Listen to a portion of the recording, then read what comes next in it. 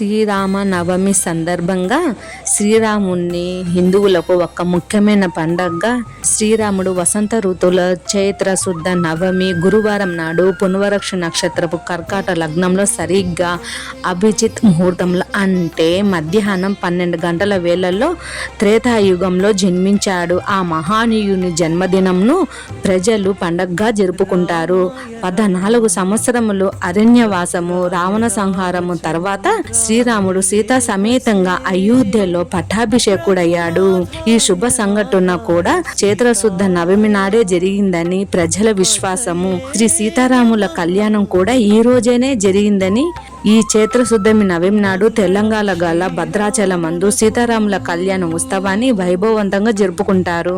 రామాయణంలో అయోధ్యకు రాజైన దశరథుడికి 3 భార్యలు కౌసల్య, సుమిత్ర, కైకేయి. ఆయనకు ఉన్న బాధ అంతా సంతానం గురించే.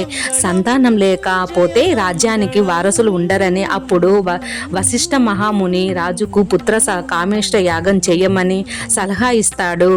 ఋష్యశృంగ మహాముని యజ్ఞాన్ని నిర్వహించే బాధ్యతను అప్పజెపుతాడు. వెంటనే దశరథుడు ఆయన ఆశ్రమానికి వెళ్ళి ఆయనను తన వెంట అయోధ్యకు తీసుకొని వస్తాడు.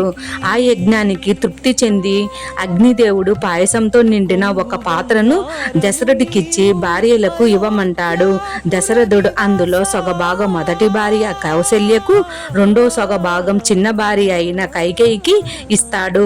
వారిద్దరూ వారి వాటాల్లో సగం మిగిలిచిన రెండో భార్య అయిన సుమిత్రకు ఇస్తాడు. కొద్ది కాలానికే వారు 3 గర్భం దాల్చారు.